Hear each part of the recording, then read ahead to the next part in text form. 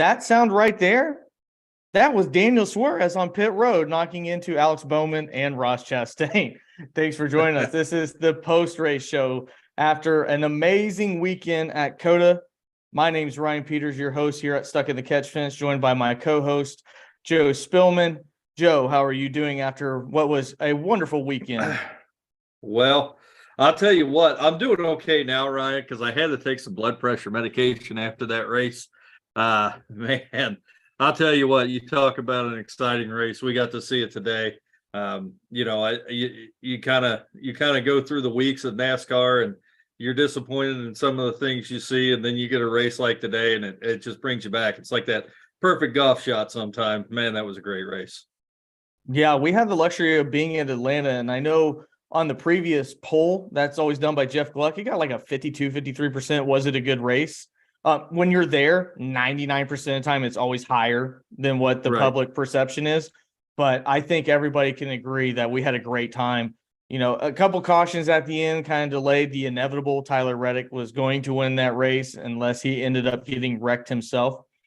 But, you know, two guys were the class of the field again today, Joe, and I think it's no surprise. We talked about on the betting show, Tyler Reddick was a heavy favorite, so obviously Vegas knew what they were talking about. Yeah, absolutely they did. And I know that we were both surprised because I think he went into this race, I think his final odds were plus 350, just like we talked about on the betting show. And I thought that those were incredibly high or low, however you want to look at it for a NASCAR race. But Vegas yet again got it right. There's a reason why there's a huge building and bright lights all over that town, because sometimes those odd makers know exactly what they're doing. They got it right today. So I'll tell you what, I thought that with the restarts at the end, we've seen it so many times. Tyler Reddick obviously had the best car. He obviously was driving that track the best, but I thought for sure he was going to get dumped in that race. And I was actually very surprised that we didn't see something like that out of Kyle Busch. Not to put down Kyle Busch, it's just winning's paramount. And we saw it, I guess, on the second to last restart a little bit, but I think that was more incidental than anything else. But at the end of the day, there was a lot of respect there. They ran some clean races, and it was a great finish. Yeah, I mean, compared to what we had last year of a guy getting dumped and things of that nature, and, it makes for good entertainment. I know you enjoyed that race last year. I was like, I don't really like the finish to what I thought was going to be a great race.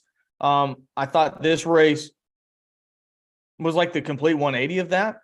It was definitely the complete 180 of the Indy Road Course, because Indy Road Course has a giant right-hand 90-degree turn. This is more of a hairpin turn.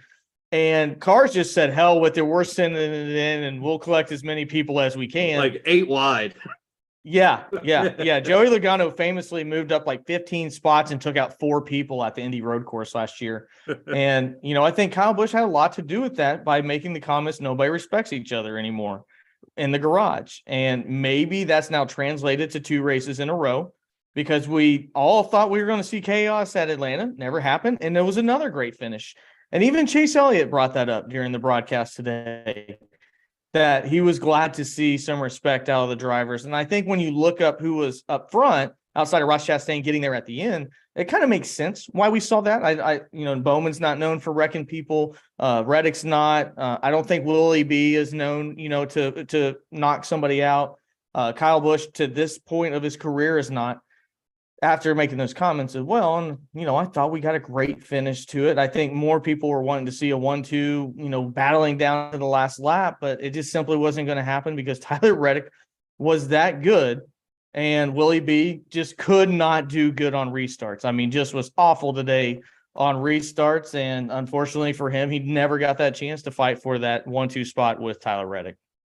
Yeah, you're absolutely right. I don't know.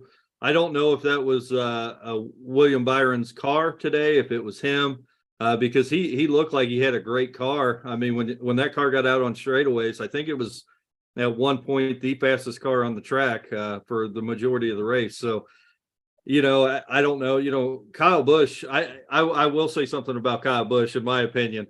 If that was Brad Keselowski, Joey Logano, and Kyle Busch fighting for a win, I guarantee you there would have been some dumping going on. So, it's almost like Kyle Busch, the younger drivers, the new generation, I think it's almost like he's trying to teach them guys respect and how you're supposed to drive. But I could tell you if there was some veterans up front, he'd been dumping them all over the place. I guarantee it.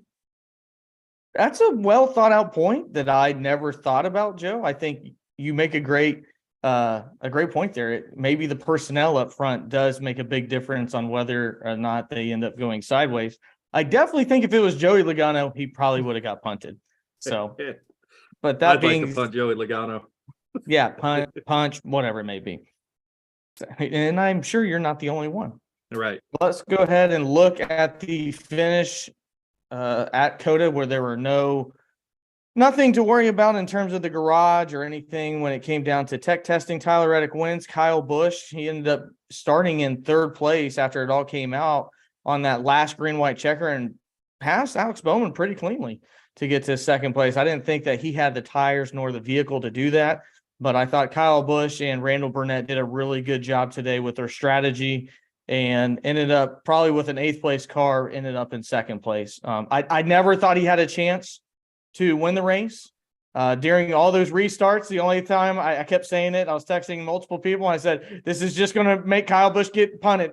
It's like, that's the only thing that's going to happen. Well, and actually, I was second guessing their strategy the entire time until that caution with, I guess, what was it, about 12 to go or 18 to go, where he came out and he was in third place or second place after the caution. And you sent me a text and said, it looks like it's going to pay off. And you were absolutely right. Cause I thought, here we go. Kyle Busch is going to end up with a 15th place finish because they can't get their strategy right, but it paid off.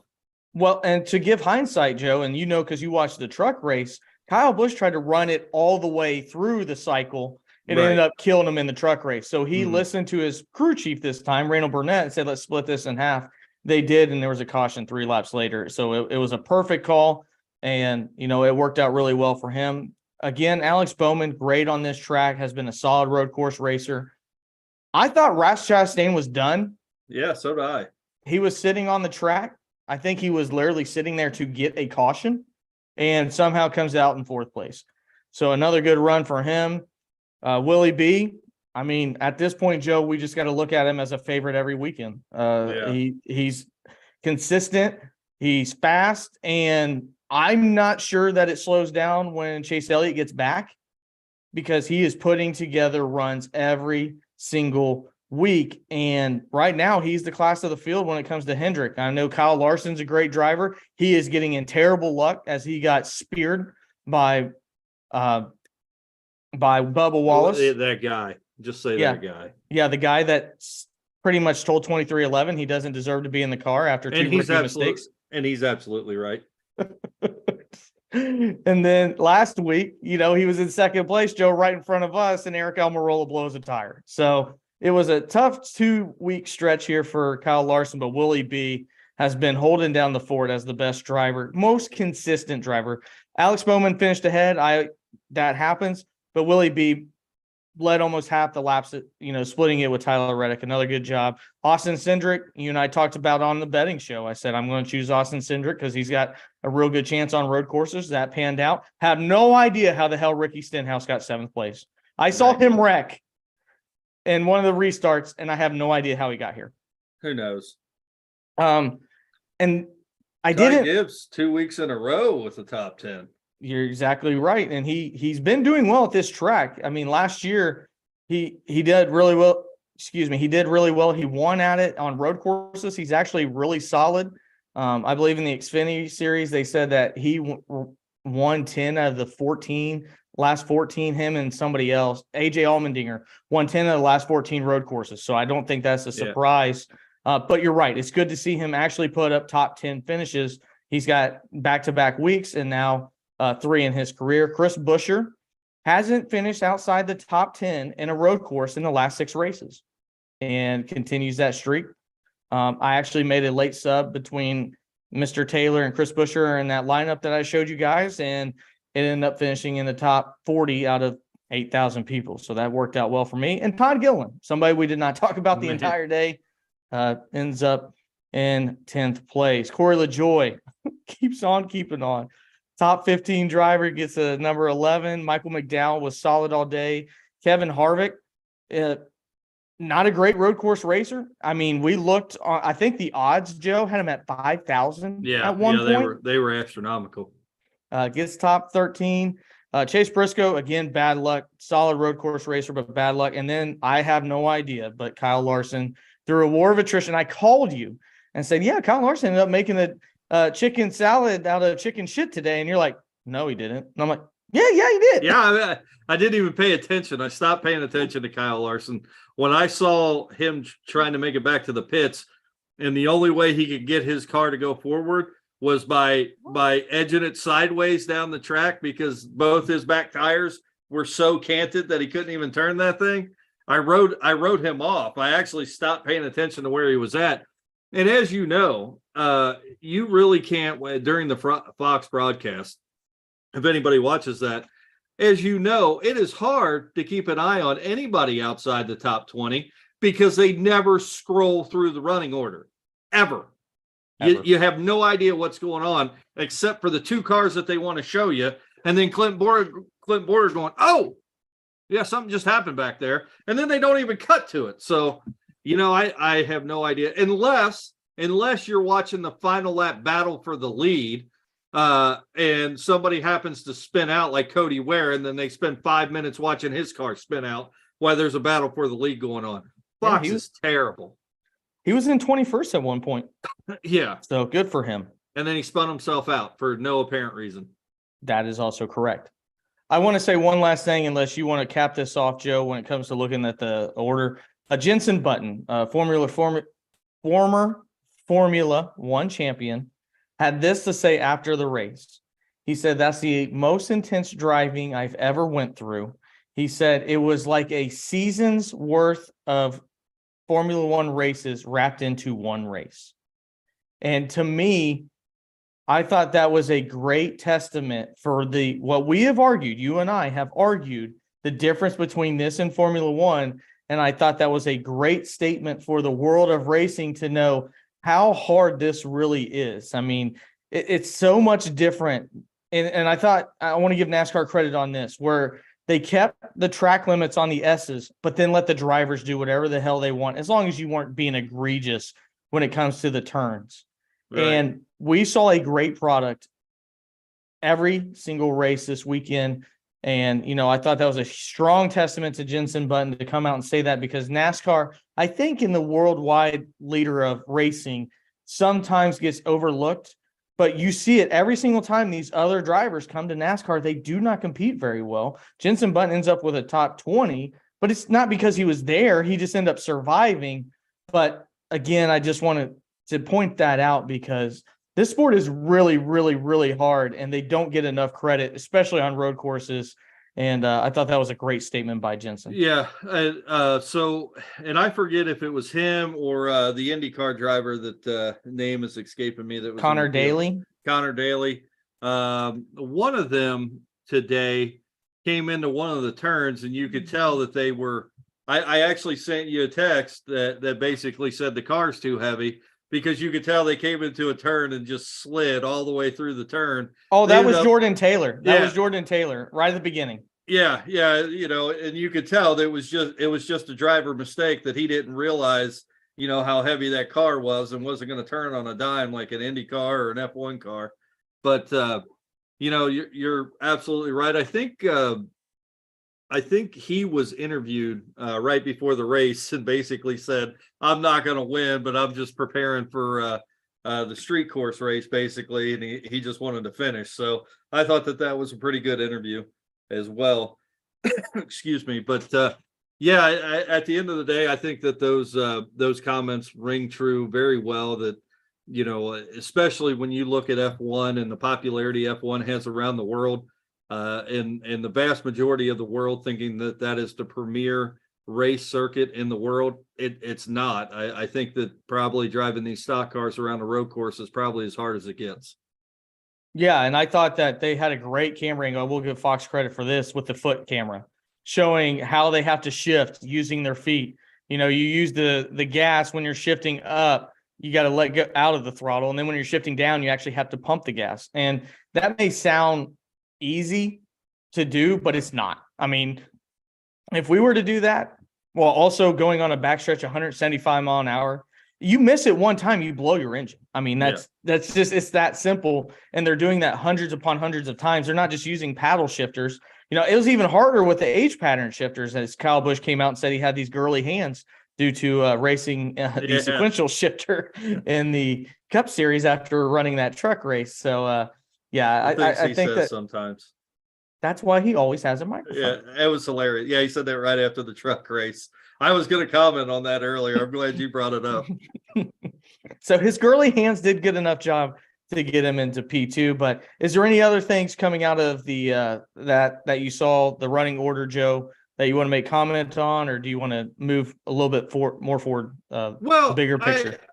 I just think that not really so much the running order. I don't know if we were going to talk about the aero package or not tonight, but I don't know how much influence that had on these cars and the product that it produced, because like I said in the weekly show last week, both of us came into the weekly show last year absolutely ecstatic at the product that we saw at COTA, and we're doing the same thing today. I mean, that was an amazing race, and then the next 5 road courses after that were just terrible. So I kind of want to hold back my emotion until I see these cars on another road course to see if that issue has been fixed, or if it's just COTA, if it's just that racetrack that produces these great races. So I'm still going to hold off on my judgment of that.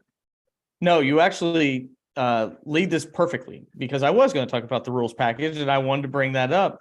The fact that after the Phoenix race, I was the one that said, pump the brakes. This could just be the product of Phoenix. We don't know if it's going to be that bad for the other short tracks. Let's wait and see. Now I'm glad you're bringing it up. Hey, let's pump the brakes when it comes to COTA. It could just be the fact that COTA is a great track and that we saw, great racing through all 3 series. I will say this. I thought that we saw more. I thought the car was loose today, Joe, on many sides of it. I saw cars getting sideways. I saw cars spinning more. I did not see that at all last year. I just felt like the car was just stuck to the ground, and it was running on rails. And I thought today, I thought we saw at least some cars get sideways, some cars not handle things too well. And I will say it gives me a bit of hope based upon that. But I also think it's proper to do what you are doing and say, I like what we saw. Let's not grant it the greatest thing ever yet, but it gives me hope for the next road course that we have. Well, and I think, and that's the reason why I'm going to, kind of take a step back, is when you look at COTA as a racetrack, of course, you have turn 1, which is just incredible.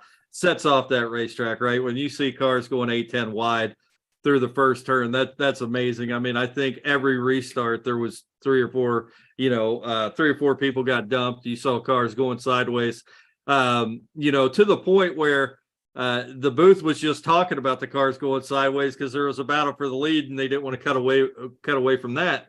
But then as you move along the track, there's literally 3 other passing turns on that track, including turn 20, the last turn, going down the start finish line straightaway there. So there are so many opportunities on that track to pass. And I think at other road courses, I think Watkins Glen has maybe 2 great passing corners. So, when you're talking about a 3.5 mile track, or and I'm not real sure what's the exact length of COTA. Do you remember? It's like 3.2, 3.3 miles. So yeah, when you're talking 3.5 miles, I think the Indy road course is less than 2 miles, actually, isn't it? Mm-hmm. It's close to that, yeah. Yeah. So, at the end of the day, when you're on a track that long for that long of a lap, and you don't have that many passing opportunities, it can make for a boring race. But you're absolutely right.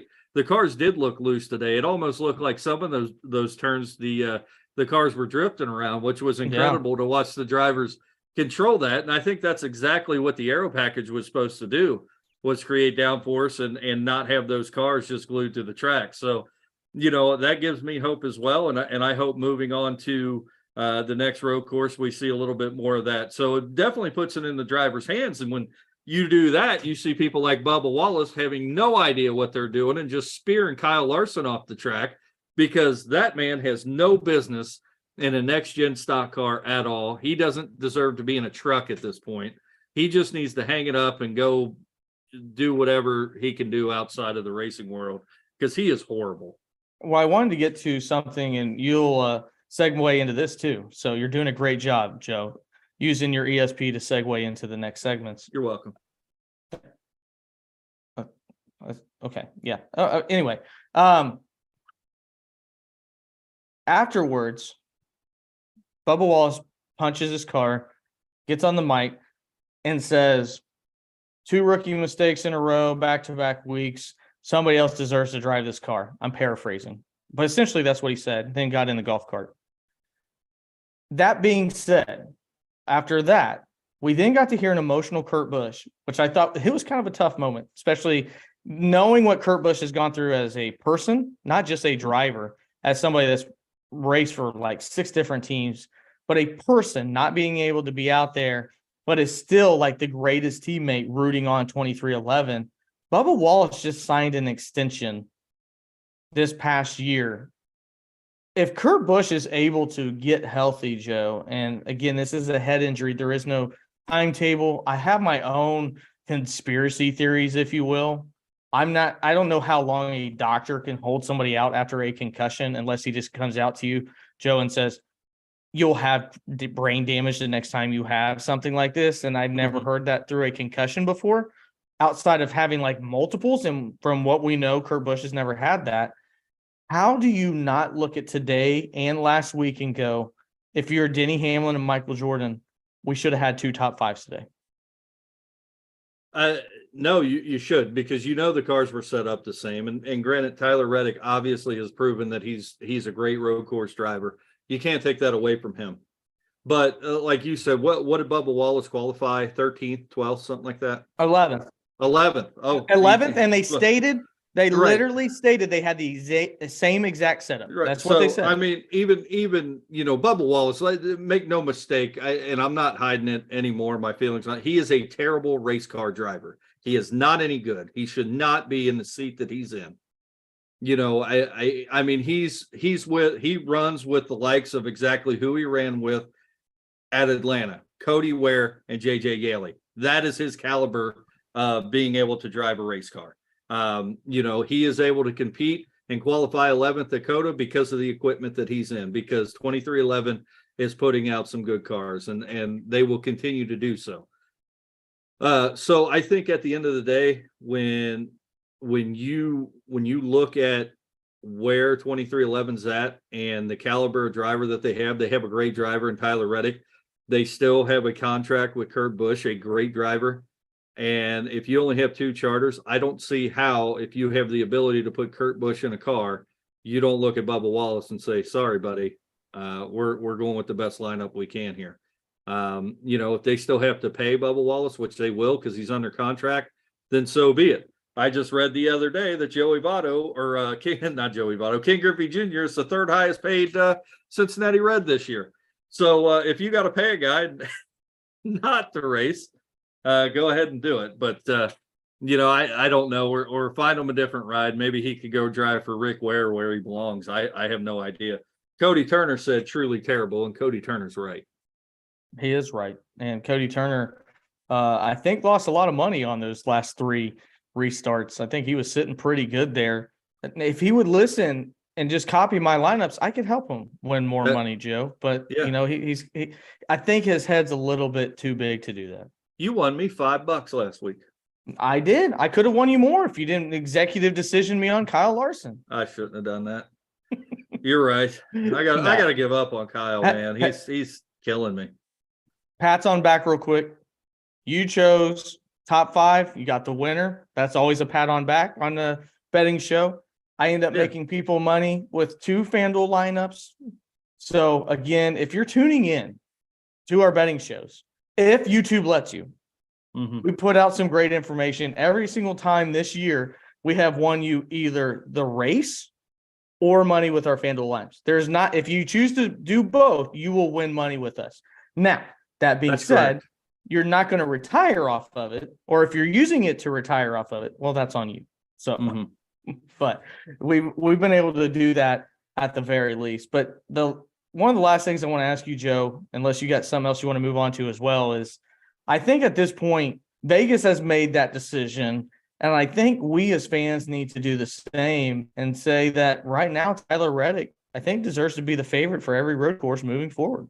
I can't disagree with that. I mean, I think maybe we should hold off on that. We don't know what, Tyler Reddick had some great practice times. He had a good qualifying time, but we don't know what Chase Elliott would have done either, especially in the equipment that Hendrick was putting out there. So, I'm going to say that let's see when Chase Elliott gets back, let's see what kind of times he's qualifying with. Let's see how he looks on the road course. If Hendrick could keep putting out good equipment, I think maybe, it might not be William Byron. I think it might be Chase Elliott, giving Reddick all he can handle, but definitely top two, probably top one. You're probably right. I can't disagree with you, but one of the best road course racers in the Cup Series didn't drive today. So I think we got to remember that.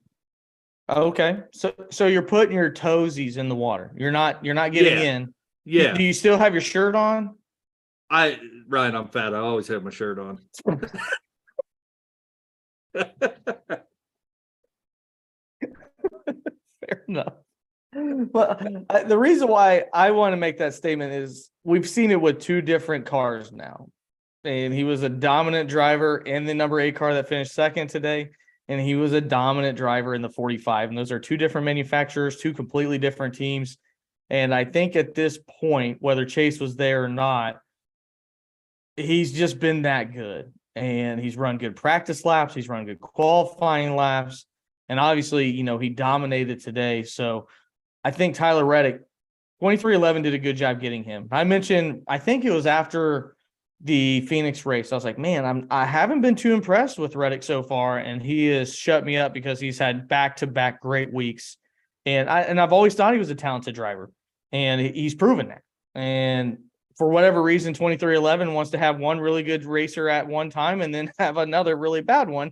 But the really bad one's always been consistent. So, right. Maybe do something different when it comes to the one driving the 23 once in a while. And, they'll have a legitimate chance to compete for a championship. I tell you what, you put Kurt Busch in that car right now in the number 23 car, which that's an interesting point. Who gets to keep the 45 if Kurt Busch does come back and they do boot Bubba Wallace? But I think you have Kurt Busch and Tyler Reddick in a race car on your race team. That is one heck of a race team moving forward. And I don't see any avenue forward for 2311 if they don't do that. Going back to the point that we've already made. But yeah, you're absolutely right.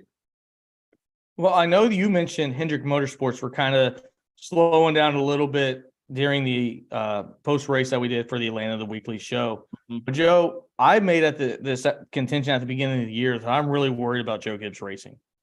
Mm-hmm. And this race does not do anything to solidify what they've been doing. Like Ty Gibbs, again, has had 2 back-to-back weeks of being a decent driver, but they have nobody competing for wins. I mean, literally nobody. And Christopher Bell, I mean, he's had his chances a couple times, but nobody has come off the trailer as a top 2 car. At one point, when do you start waving the hurricane flags? Is that right? I was going to say sirens, but you can't wave a siren. So then I just got stuck. But when do you start to get nervous if you're Joe Gibbs Racing? I've already said it. I think you're already nervous. I think they backed the wrong horse, and they backed the wrong horse and I won't say that he's going to be the wrong horse forever, but the horse that they've decided to back is too young to be where he's at. They got rid of one of the best, race car drivers in the history of NASCAR. So Joe Gibbs could give his grandson a ride. Essentially, that's how I look at it.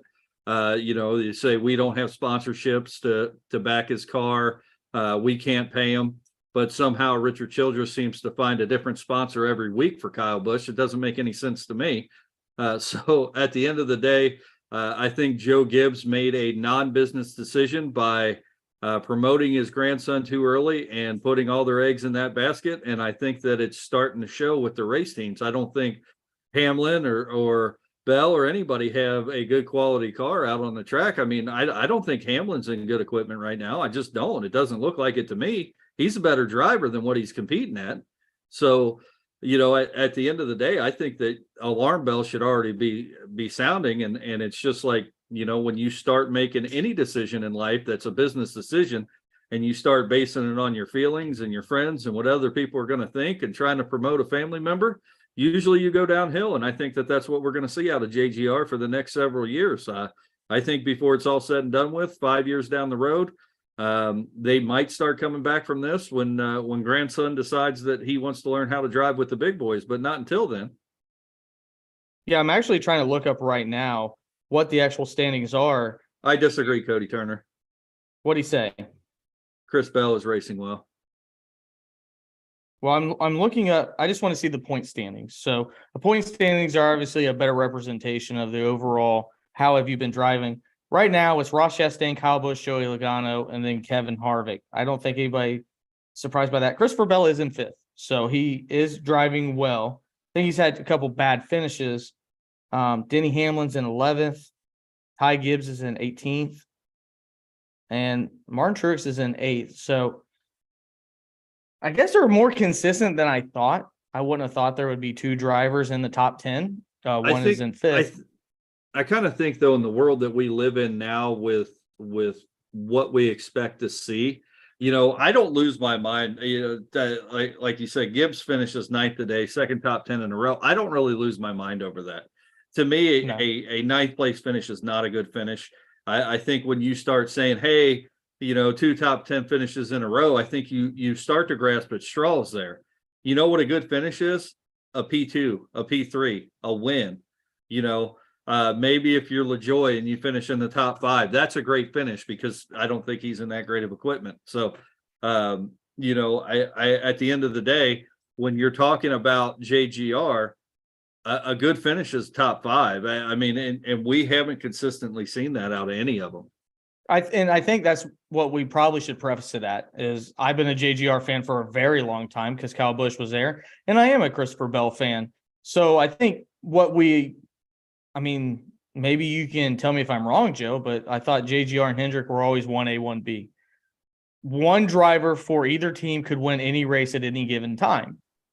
Well, JGR does not look like that at all right now. I mean, they literally do not look like they have a car that comes off the hauler and has an opportunity to win the race. And maybe that's where the criticism from me is coming in a little bit stronger than what I really thought points-wise they would look, because I'm expecting, or I've always expected JGR to win a championship, but right now they only have one driver that's ever done it, and he wasn't at JGR when he won that. He was at Furniture Row Racing. So should we temper expectations? I mean, if you could rank JGR in terms of, teams right now, where would you put them? 4th, probably. What would be your 4? Hendricks 1. Hendricks 1. I'm gonna say 2311's probably in the top 4. I'm gonna go RCR. I think it's in the top 4. I think RCR nudges out JGR right now. Just my opinion. Even with the team that they have, I think Kyle Busch is that good. So I think JGR is 4th in my book, and that's just ahead of Trackhouse. Cody Turner wants to know, do you get extra points for top 10 finishes? No. You get an allotted amount of points in order. You used to get bonus points for leading the most laps and leading a lap. You no longer get bonus points anymore. That has strictly come down to stage points. So you get points for stages that go into the playoffs, but outside of that, no, you do not. You get whatever place you get, and it's usually a 1-point differential till you get to the top 10, and then it goes up to 2-point differential for each position, and then it gets like the 3 and 4, for winning the race. But what we've talked about, just kind of to preface this for you, Cody, is that you can win the stages in 1st and 2nd, and then come in the top 5 and have just as many playoff points as the person that wins the race. So that's why stages were introduced to say, if you end up having a bad race, say Bubba Wallace does spear your car at the end of stage 2, you don't leave the racetrack with 0 points. you have something to show for competing through, the first half of the race. So Cody said crew chiefs seem to see top 10 finishes as a nice accomplishment based on just listening during the race. And sometimes I think that they do because, like Kyle Busch today, Kyle Busch probably didn't have a top 10 car today, just watching him race. I would say he had a 9th or 10th place car. I'd agree with you. So, at the end of the day, when his crew chief looks and they look at the strategy that they came up with to finish in second place, that is a good accomplishment. If you got a car, Kyle Larson finished in 14th. Kyle Larson had a car that by the end of the race wasn't even driving straight, and they get a top 15 finish. And that's a great finish. I think that's a great finish. If Cody Ware, JJ Yeley are able to finish in the top 10, that's a huge day for them. If Haley Deegan in the truck series could finish in the top 10, that's like winning a race for her. So, a lot of times crew chiefs do look at that because, they don't picture themselves as having a chance to win. But at the end of the day, when you're talking about the complete picture of NASCAR and competing for a championship, really wins and stage points are all that really matter. And I think we should preface this, Joe, not just for Cody, but for other NASCAR fans, especially if you're new into NASCAR and don't know the ins and outs of it. The garage knows who's fast. They get to see everybody's data. They get to see where everybody runs in terms of speed. Are they good under braking? How are they doing on straight line speed? So everybody in the garage know who's quick. It's not a surprise to them whenever William Byron ends up winning 2 races in a row because they've already seen all the data and go, yeah, Hendrick's going to be really fast this year. And Denny Hamlin alluded to that on his podcast. But to the same extent, who's pissed at a top 5 today? William Byron. He got 5th place. William Byron and his crew chief probably feel like they were a hell of a lot better than 5th place. So it's really just relative to what equipment you're in and how good you are at that track. And really how good are you coming off the truck. Last year, JGR, especially Kyle Busch, was horrendous coming off of the trailer for whatever reason. And now they've been a little bit more consistent with RCR. So those things play into it. And you'll listen to a driver say that. They're very honest people when they go, hey, we outperformed what we had today. And I think Kyle Busch feels that way. And thank God he has a competent crew chief in Randall Burnett and that dumbass Ben Bayshore, who's in the Xfinity, which is probably still one level too high that he should be. But now he has a competent Randall Burnett, and it helped lead him to a win or almost a win. And Joe, last week I told you Randall Burnett wasn't there, and they pit by themselves. And that's the difference a crew chief really can make on you during a race. Right. No, you're absolutely right. Those guys are definitely, if you want to kind of put it in relative terms, if the driver's the quarterback, that crew chief is the offensive coordinator. He's calling all the shots, or should be. That's a great point. And crunching the numbers. So, at the end of the day, your pit crew is maybe its strategy is so important at a road course. Where on the other hand that, on a road course, if your pit crew messes up and you're a half second or a second and a half off of your normal pit times, that's not going to kill you in the long-term stages of a road course like it can on an oval. But your pit crew calling out the strategy, when to pit, when to take fuel. Because really, I think at the end of the day, for the 64 laps that they had today, I think from what my understanding was they basically needed 2.5 pit stops worth of fuel to make it. So, right. You hope to get one of those pit stops on a caution early. It just turns out that the first caution of the day was way too early to be pitting, because I think, what was it, 2 or 3 laps in? Or was it on the first lap? Maybe it was on the first lap, wasn't it? It was on the first lap. Jimmy Johnson didn't run a single lap today under green. Neither did Ty Dillon. Yeah. But anyway, the first caution was way too early. So you hope, I think that they were hoping for a caution around lap 15 to bring them in.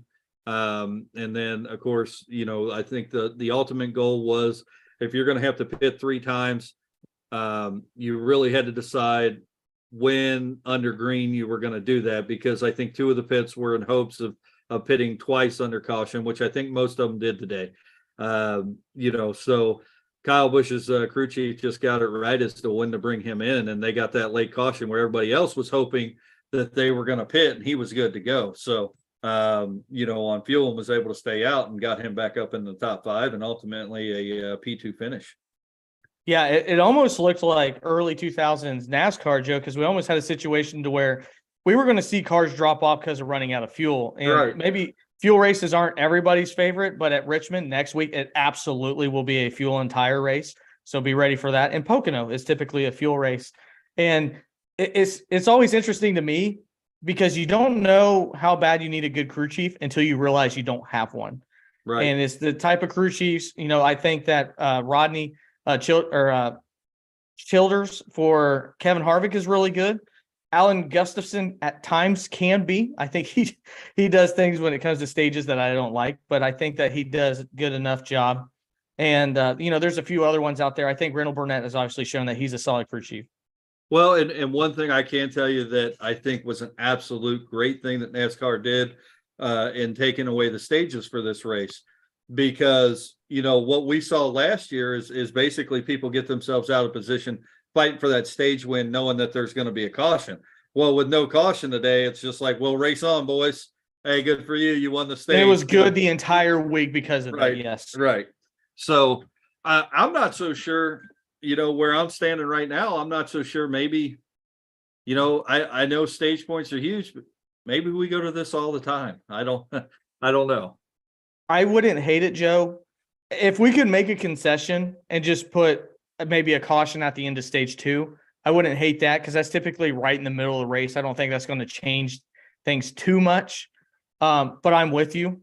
I like the idea of stage racing. I understand its purpose, but it was so refreshing today to see a caution and only take one lap to get back to racing because dear God, man, we saw so many caution flags last week. I know. Caution laps. We saw 100 miles worth of 55-mile-an-hour driving last week. It was so refreshing to not see that this week. Yeah, and no, and you're absolutely right. You typically get enough cautions anyway to make up for those stage cautions at any point. But I think you take away stage cautions, just like we saw today, it's going to put more strategy back on the crew chief. And, that should be a huge part of the race. Cody Turner says, interesting how the inside second row or third place was better than second on the restarts.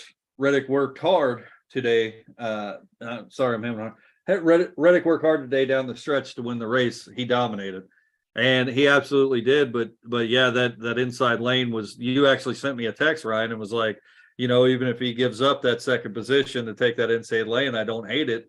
And it really was, you had the ability to take that inside lane and basically push that outside car off the track, which he did, when he almost knocked Byron out on one of the restarts. So, I was hoping, Joe, I was hoping this so much, but they were interviewing the wrong driver. Is when they were talking about choosing the inside or outside, I was hoping whenever they asked Chase Elliott if he said, well, I think after hindsight, it's better to choose the inside because even your teammate will knock you out of the damn track whenever it comes to winning a race, because that's what Kyle Larson did last year. And at the same time, we were all going, why the hell is Chase Elliott going on the outside? Because you can run a defensive maneuver to run somebody up the track. A guy on the inside can never has a guy on the outside never has the leverage to put somebody on the inside in a bad position. It's always the other way around. So, and you're talking about a hairpin turn.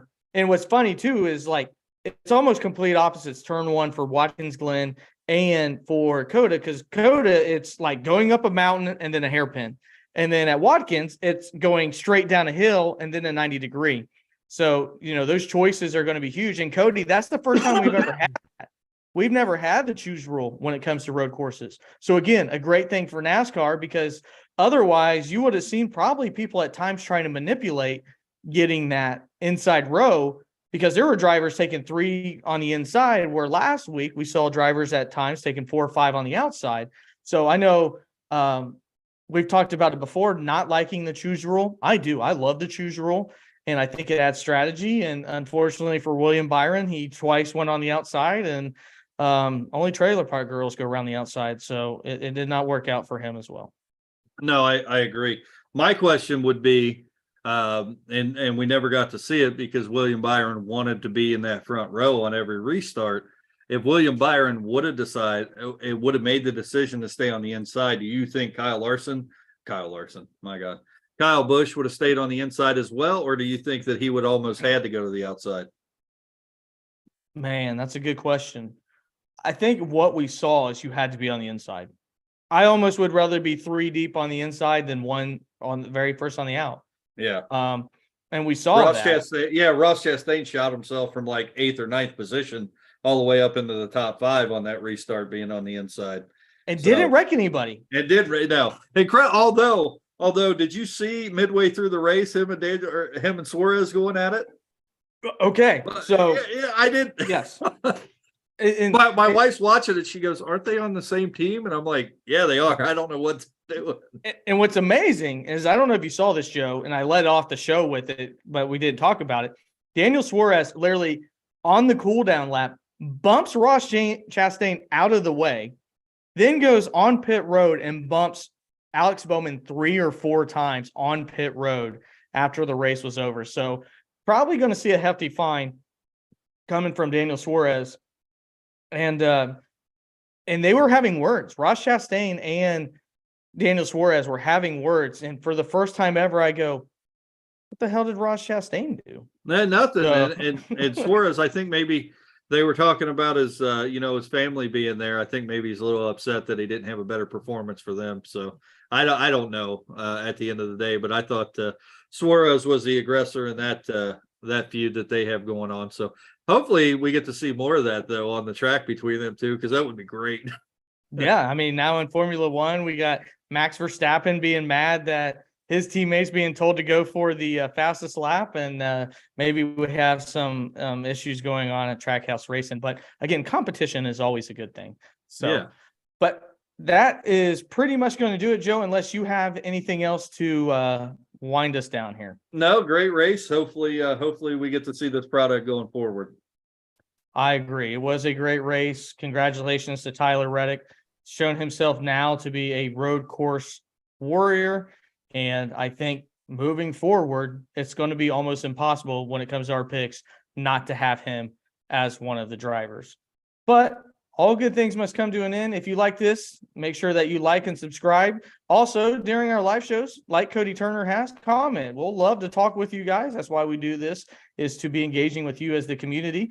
And if there's anybody else out there that wants to join us on our shows, that's why we do them, is so that we can talk to you about what we saw, what you saw, and break it down from that. Hopefully, YouTube will allow you to be able to watch this. They've been kind of mad of it. I think we overperformed their expectations last week, so they handed it to us this week. Yeah, they were like, YouTube and their great algorithm was like, you know what? So many people are watching your stuff right now. We don't like that. So we're just going to basically make you guys invisible for a while. I searched for our channel and I couldn't find it the other day, which I thought was incredible. So good job, YouTube, on treating everybody fairly.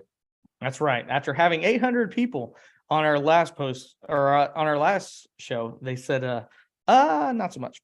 So again, but all the people that are subscribed, make sure you hit the bell icon. Probably won't do anything, but that's one way that you can check to see if we have a video. We typically run every single video on Thursdays, Fridays, and obviously on Saturdays, we do betting shows. So if you want to check on with us there, but that's going to be it.